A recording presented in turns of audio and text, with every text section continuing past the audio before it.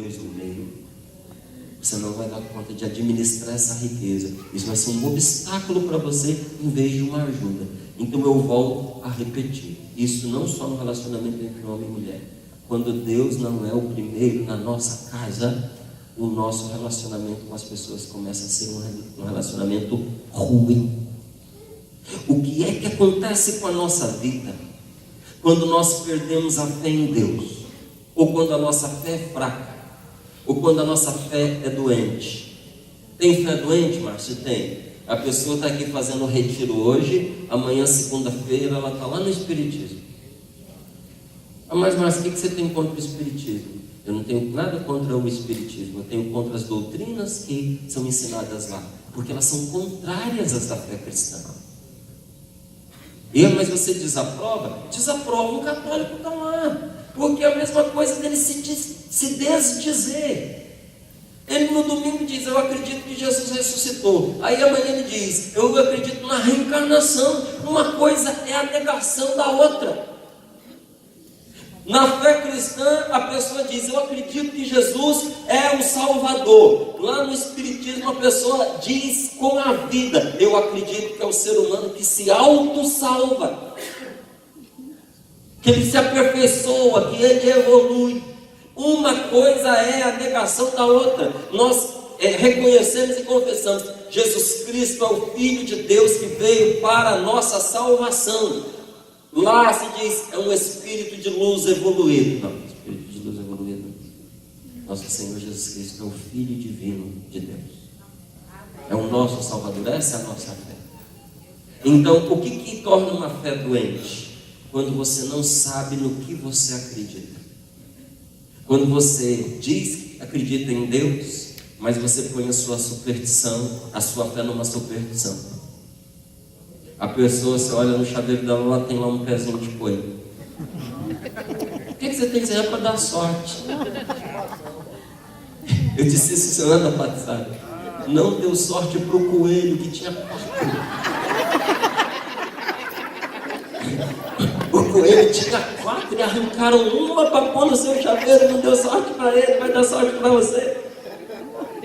Você entra na casa da pessoa, ferradura atrás da porta.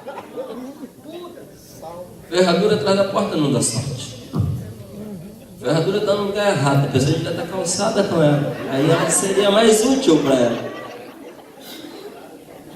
Como é que você diz que você confia em Deus, mas a sua confiança está nessas coisas?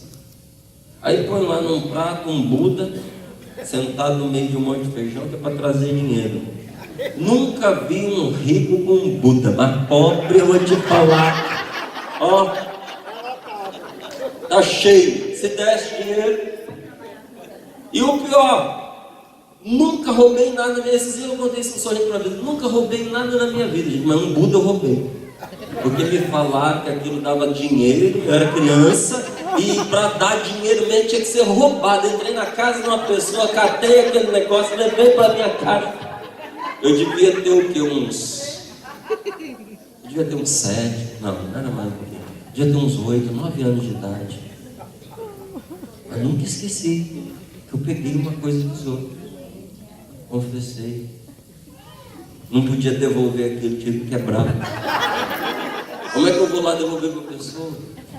Primeiro, porque não era uma coisa boa. Segundo, porque eu ia me colocar numa enrascada. Não tinha condição de fazer. Mas com ele eu não fiquei. Isso é uma fé doente. Sabe?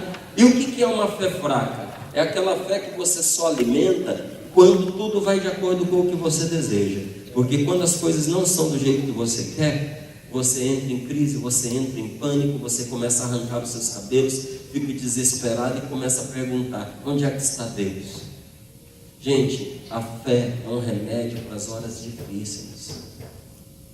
Você precisa ter fé justamente nas horas críticas. Porque quando você não precisa, quando está tudo correndo as mil maravilhas na sua vida, você não precisa muito da fé. Mas você precisa da fé na hora que você é traído. Na hora que quem você mais amava e com quem você construiu um sonho de vida em conjunto te deixa. É quando um filho seu que você criou com tanto amor, com tanto carinho, se desencaminha. E o pior, se volta contra você. Ouve a pessoa mais desqualificada do mundo, mas não ouve você. É próprio de filho. Um dia, meu filho resolveu aprontar um. A gente é pai. Eu sou um pai antenado. E aí estou lá em casa, né? Estou vendo meu filho conversar com a minha esposa. Falei, mãe, meus amigos estão ali na frente. E agora eu queria ficar um pouquinho com eles. São 11 da noite. Você não vai. Falei, mamãe, em frente de casa, o que tem? O problema não era o horário e o lugar. O problema era quem estava lá. A gente não queria o envolvimento dele com aquele grupo. Não era um grupo muito bom.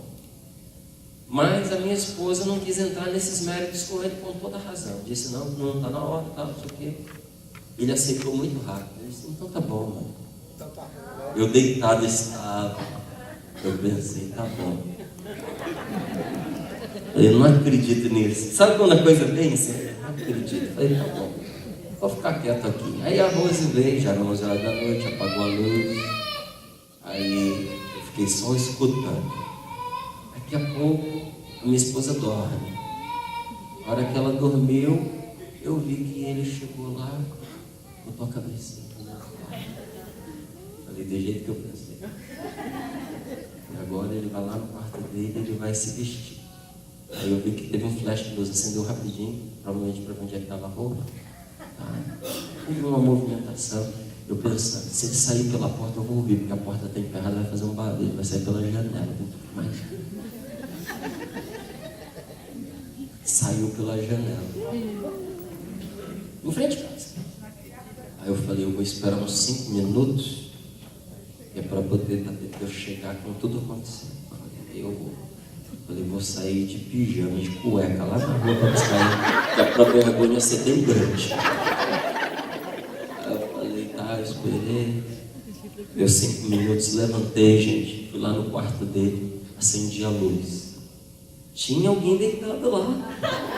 Falei, eu não acredito, eu descobri. Tinha um boneco feito de travesseiro, um monte de coisa assim. Gente, eu encostei na porta, falei, eu tenho que rir tudo agora, porque lá embaixo eu não posso rir. Ri até cansar. Gastei tudo que eu tinha pra rir, depois fiquei sério. Fui lá na rua de cueca e camiseta. Aí os amigos dele tudo lá, eu falei, Rafael. Os meninos travados, nem olhavam pra mim, como se eu não estivesse lá. Eu falei, Rafael. Aí um disse assim, tem ninguém aqui não, tio? Eu falei, meu filho, você fala pro meu filho vir, porque senão vai buscar. E ele saiu de trás do carro. Oi, pai, o que foi?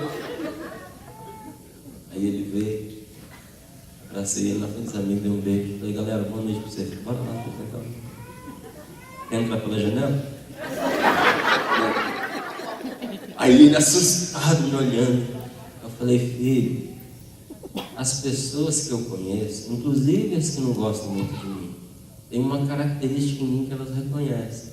Elas me acham inteligente. Será que só o meu filho que não? Pelo amor de Deus, filhote. Ele vai dormir, querida. Amanhã a gente vai dormir. Às vezes, gente, os nossos filhos dão ouvidos a qualquer um, menos a gente. Acha que a gente é bom.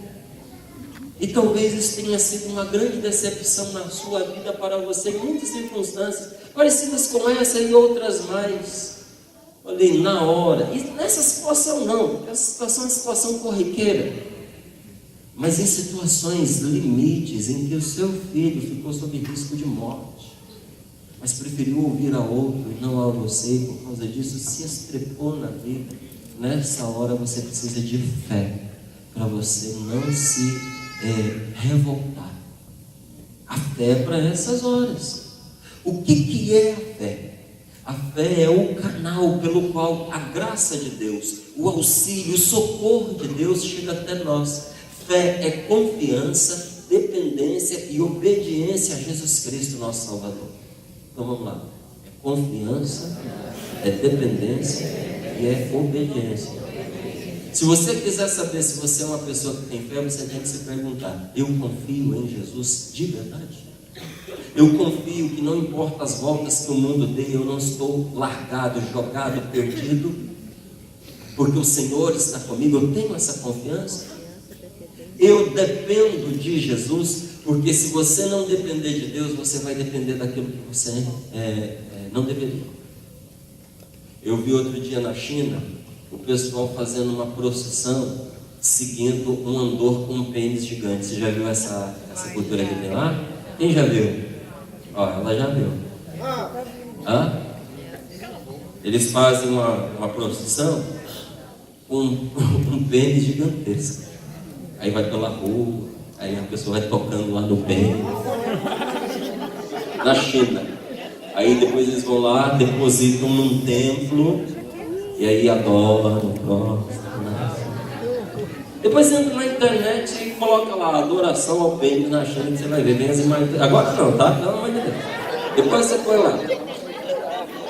E eu fiquei pensando, gente, num lugar onde tem muito ateu.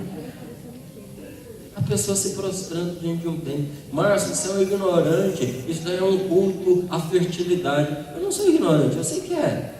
Nem por isso deixa de ser um pinto gigante. E eu penso um pouco além. Eu penso que quando nós não nos prostramos diante de Deus para adorá-lo, nós nos prostramos diante de qualquer coisa.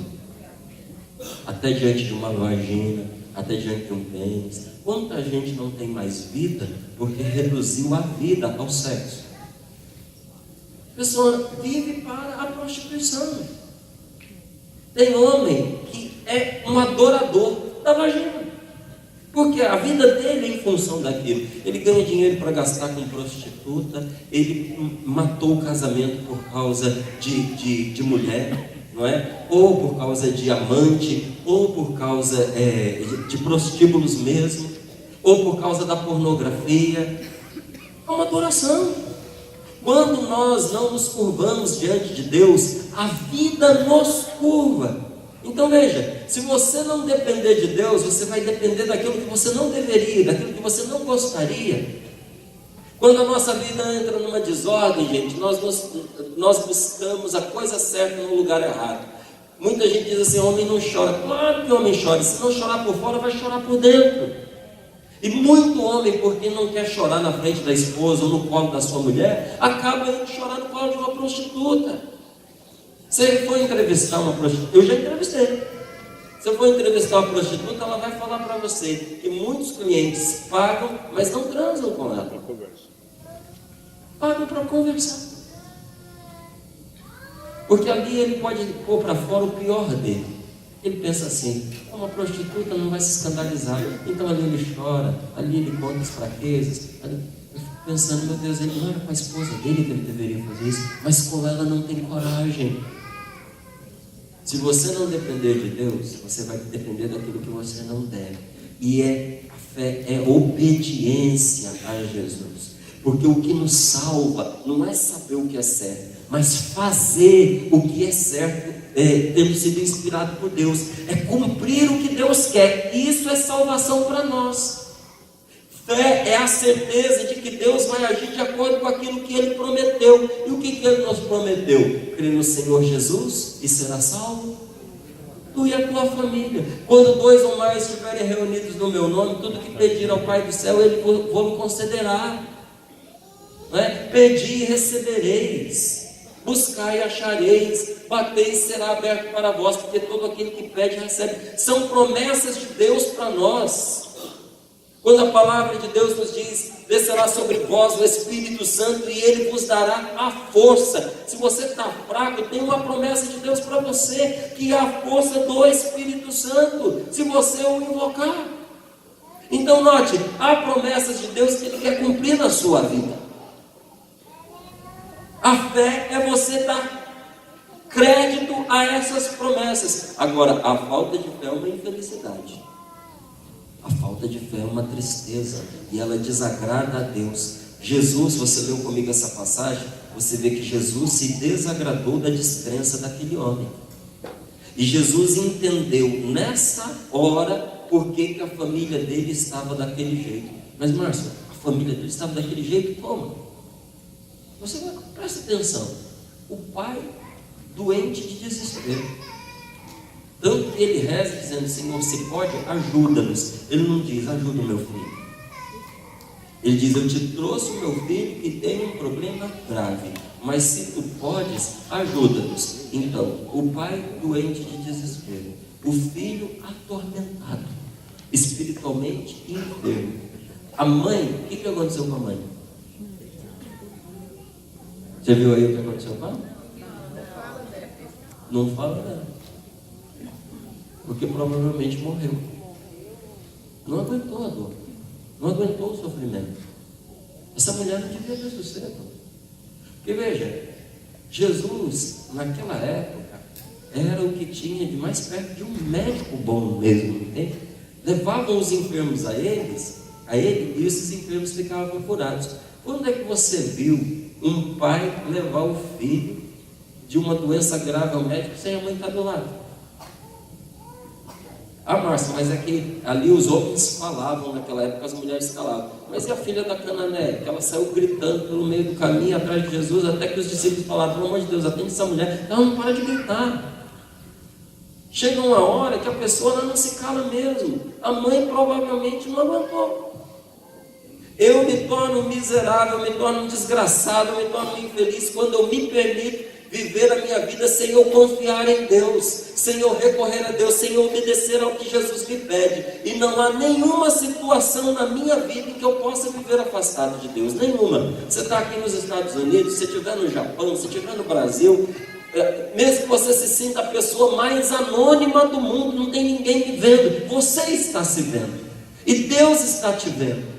A gente não tem licença para a gente desgraçar uma parte da vida da gente. Ah, eu estou na igreja todos os dias. Tem nada demais se uma vez por ano eu tirar um diazinho para fazer o que eu quero. É nessa hora que o mal entra na sua vida. Olha, essas são as críticas que muita gente faz para nós católicos e por isso se afastam, não é? Porque veio um tipo de religiosidade que não corresponde à vida, à verdade. Do que você está falando, Márcio? Lá perto da Canção Nova tem um santuário de Aparecida. Muitas vezes eu vi a pessoa, os homens lá no canto, conversando, depois da oração, eles iam para o boteco. E tem muito, me desculpe a expressão, mas tem muito puteiro ali perto. Então eles vão lá, rezam. Isso eu já vi falar. E depois eles vão lá naquela casa de prostituição. É para aproveitar o passeio. É um turismo. A pessoa, ela se permite. Se você disser que ela não é católica, ela te bate. Mas ela acha que é assim. Ela cumpriu as devoções, cumpriu com o quesito religioso. Ela pode se dar licença para ela afastar certas áreas da vida dela de Deus. Então, ela já é um pai de família, já é uma mãe de família, já põe comida dentro de casa, não rouba, não mata. Mas essa parte aqui, que é a minha vida sexual, isso diz respeito a mim. Tudo que você afastar de Deus vai ser ruim para você. Tudo que você fizer contra a vontade de Deus, que me ama, que te ama e quer o seu bem, você vai colher os frutos negativos. Eu vou colher os frutos negativos que eu fizer. Porque você nunca se perguntou por que tantas e tantas vezes nós vivemos oprimidos pelo mal e sem ver saída para os nossos problemas, reclamando da vida, igualzinho esse pai aí fez? Mas ele reclamou. Primeiro, quando Jesus chegou, ele estava no meio de uma discussão. Jesus pergunta, essa é a palavra que está aí. Jesus pergunta, o que vocês estavam discutindo? Eles estavam batendo boca. E o pai começa a ladainha, talvez igual eu faço, igual você faz. Mas não está dando nada certo para mim. Esse é o assunto. Está dando tudo errado. Eu tenho um filho que tem um problema sério. Eu trouxe aqui para o senhor atender. Está aí. Cheguei aqui, o senhor não está. Vim de longe, trouxe o menino nesse sol quente, doente. Cheguei aqui, o senhor não está. E o senhor não estava, ainda levou os outros 3 melhores que o senhor tem com o senhor. O Pedro, o Tiago e o João. Sobre esses 9 aqui incompetentes, que foram rezar pelo meu filho. Começou com um, já viu o carismático rezando? Começa com um, errado, tá? Vai atender um caso de libertação. Começa com um, já está errado, devia ser 2. Aí veio o outro, aí começou a ajudar. Aí o caso fica grave. Aí as pessoas que estão fazendo outros atendimentos, em vez de continuar o que elas estão fazendo, começam a vir uma a uma, abandona todo mundo e faz um circo em volta da pessoa. Aconteceu vocês foram. Teve uma hora que veio os 9 e não deram conta. Aí o pai vira para Jesus e diz: esses aqui não conseguiram. Então provavelmente o Senhor também não vai conseguir. Mas já que eu estou aqui mesmo, se podes alguma coisa, entendeu agora esse se podes alguma coisa? Se podes alguma coisa, ajuda-nos. E Jesus se escandaliza daquela palavra e diz para ele assim: se podes alguma coisa, você quer pôr na minha conta aquilo que é seu? Se você tivesse fé, aconteceria. Tudo é possível para quem tem fé. E aí nessa hora o pai recebe o choque que precisava e diz: então eu acredito, mas venha em socorro da minha falta de fé. Por que acontece conosco, gente, da gente reclamar a vida como esse pai o fez? Porque a vida ela vai se tornando ruim na medida em que ela se afasta de Deus e nós vamos ficando cada vez mais sem fé. Quando nós não aplicamos a palavra de Deus a toda e qualquer situação da nossa vida. E para mostrar até onde pode levar esse mal, São Marcos ele registrou esse episódio terrível de doença e contaminação maligna. Mostra o pai recontando para Jesus aquela história triste de dor e de sofrimento que talvez, se você tivesse a oportunidade de fazer, você também diria: mas você precisa ver como é que a minha vida está. Você não tem ideia dos sofrimentos que eu passo. Você não pode imaginar a solidão que eu enfrento. A minha vida nunca foi fácil, pelo jeito vai continuar assim até o último dia da minha vida. Meu querido, em cada circunstância da nossa vida, nós podemos topar com uma dificuldade que vai nos impedir de avançar e vai tirar a nossa paz se a gente permitir. Toda hora, está me ouvindo? Sim? Toda hora vai aparecer na sua vida alguma circunstância que vai bloquear o seu caminho ou vai tirar a sua paz se você deixar. A minha pergunta é: você vai deixar? Não. Você não pode deixar. E justamente por isso o Senhor te dá a força para vencer. Por quê? Porque o mal não perdeu a sua intenção de desesperar e de arruinar o ser humano sempre que ele tem uma chance. Porque para arruinar você, porque esse é o objetivo do demônio, arruinar você. O que é arruinar? Tornar a sua vida ruim, podre, péssima e fazer você perder-se. Mas para arruinar você, ele nunca vai conseguir se não levar você ao desespero. Então, ele não desistiu da sua intenção de arruinar, mas para arruinar ele precisa desesperar você. E para que não seja assim na sua vida, aplique essa palavra de Jesus a cada situação que você está vivendo. Qual palavra, Márcio? Há males que só podem ser expulsos pela vida de oração. Repita: há males que só podem ser expulsos pela vida de oração. Porque segundo Jesus, não há nenhuma situação da minha vida, nem mesmo as mais difíceis, que não possa ser mudada pela fé. Todas as situações que você enfrenta, segundo Jesus, não sou eu que estou te dizendo. Se fosse eu te dizendo, você podia duvidar, seria uma loucura. É muita arrogância uma pessoa dizer isso.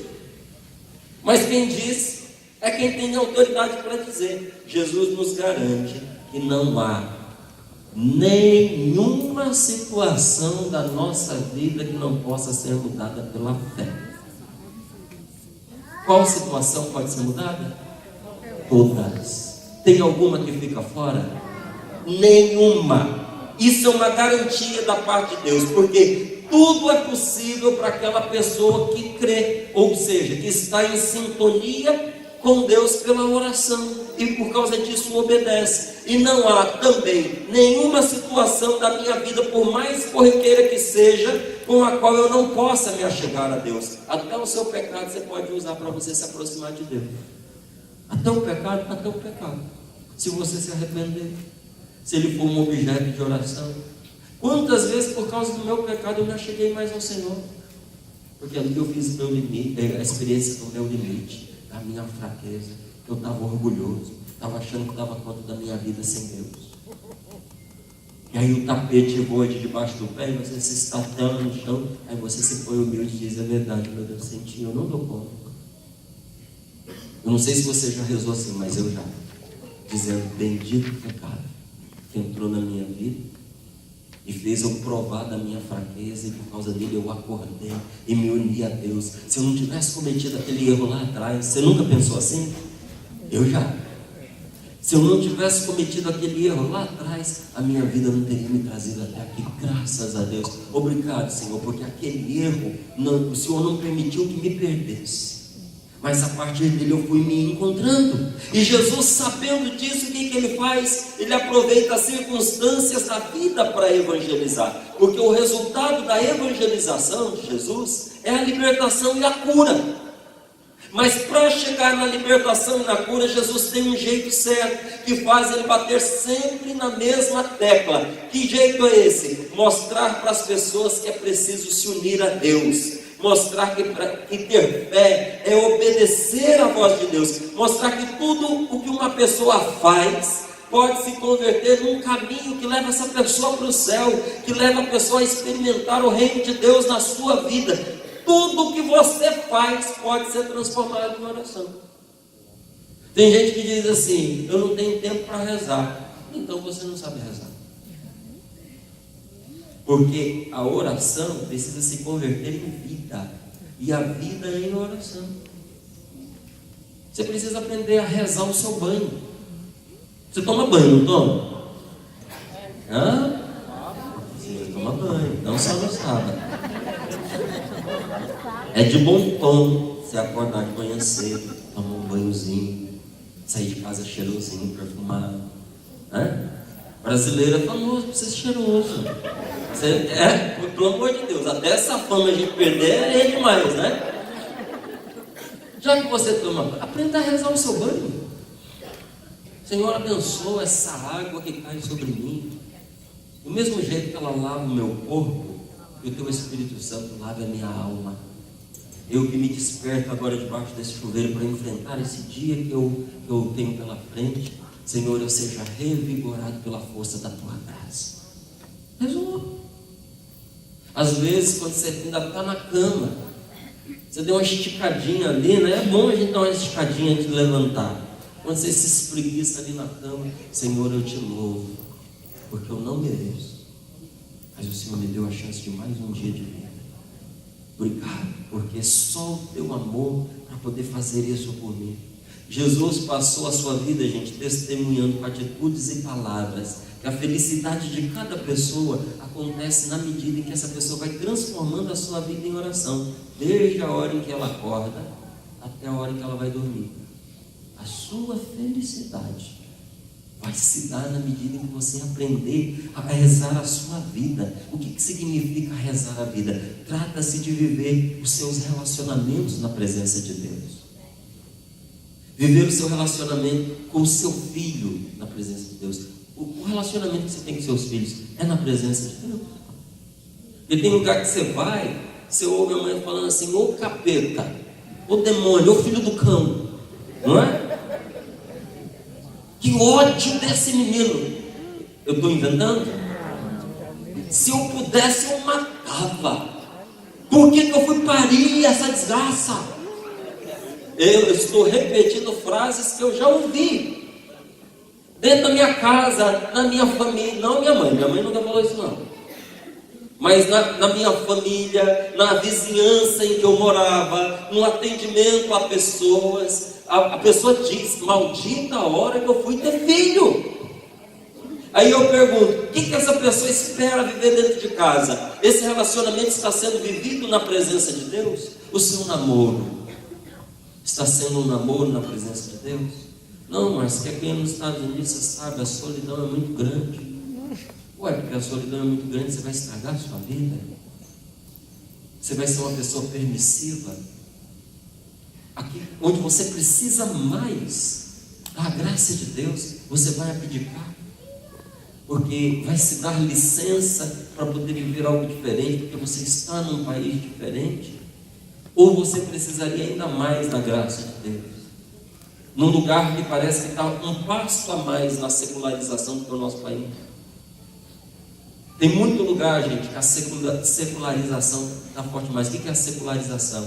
Uma vivência dos costumes sem Deus. Você vai banir Deus do seu namoro? Como é que você espera que esse casamento vai ser bem sucedido? Se você está tirando da base desse relacionamento a presença de Deus. Olha, se você não namorar com Deus, você nunca vai saber se você está casando certo e com a pessoa certa. Ponha Deus no seu namoro, sabe, o seu casamento, as minhas conversas, os lugares que nós frequentamos precisam ser vividos na presença de Deus. Muitas vezes nós não experimentamos o poder e a cura de Deus na nossa vida, é porque nós reduzimos o nosso relacionamento com Ele a momentos isolados de oração, quando nós deveríamos viver em oração. Quando você não vive em oração, o que acontece? A sua oração é fraca. Porque você se torna uma pessoa desconfiada. Como assim, irmãos? Imagine que você tem um tio num lugar aqui dos Estados Unidos, e esse tio tenha vindo primeiro que você e é bem rico. Só que você não gosta dele, você nunca fala com ele. Aí você passa um perrengue aqui e lembra que ele existe. Aí você dá uma ligadinha para ele: tio, sou fulano, estou aqui nos Estados Unidos, seu sobrinho, lembra? Estou ligando só para saber como é que o senhor está. Te pergunto: cola? Cola? E ele lá do outro lado esperando, vamos ver até onde você vai chegar. Ele perguntando: quanto será que é? Aí a pessoa vai ajeitando e diz assim: não, é que a gente passou uns apertos aqui, já que o senhor não tem aí um dinheirinho para nos ajudar, me diga, com que confiança você pede, se você não tem relacionamento nenhum com essa pessoa? Mas quando a gente tem um relacionamento íntimo, a gente nem fica ensaiando muito não. Tio, estou ligando porque, aconteceu uma situação, preciso de tanto agora. O senhor consegue me mandar? Espera aí, já está na sua conta. Porque o relacionamento é íntimo. Nada que a gente não cultiva, a gente é bom. Tem muitos brasileiros que às vezes estão nos Estados Unidos há muitos anos, mas não falam inglês. Porque para falar inglês precisa fazer o quê? Estudar e treinar. Tem que treinar, você tem que conversar. Não pode ficar só entre os brasileiros. Você tem que ir a lugares onde tem os americanos, você tem que conversar, passar vergonha. Treina a passar vergonha. Tem uma vergonha que vale a pena a gente passar, e tem uma vergonha que vale a pena a gente não passar. A gente tem que ser sem vergonha em umas coisas e não em outras. O problema é que a gente inverte, né?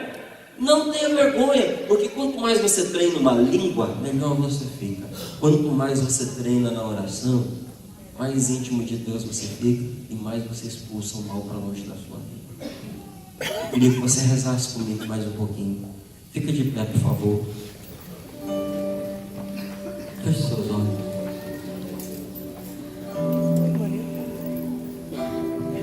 Põe as mãos sobre o seu peito. Baixe sua cabeça. Quem treina na oração expulsa o maligno e se torna sensível às coisas de Deus. Jesus mostrou isso, que Deus fala com a gente nos detalhes da vida, na pequenez do grão de mostarda, no óbolo da viúva, no passarinho que encontra o que comer. Mas como muitos de nós já não paramos mais para ouvir Deus falar as coisas simples, nós nos sentimos tristes, nós nos sentimos perdidos, sem saber que rumo dar na nossa vida. Então nós passamos a nos orientar por aquilo que não faz bem. Deixamos de ouvir a voz de Deus para ouvir a voz do mundo.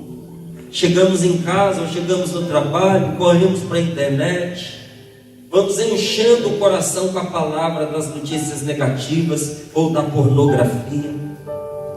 Aí a pessoa enche o coração de porcaria e depois vai ficando deprimida, decepcionada. Começa a falar: essa vida é uma bomba, o ser humano é ruim.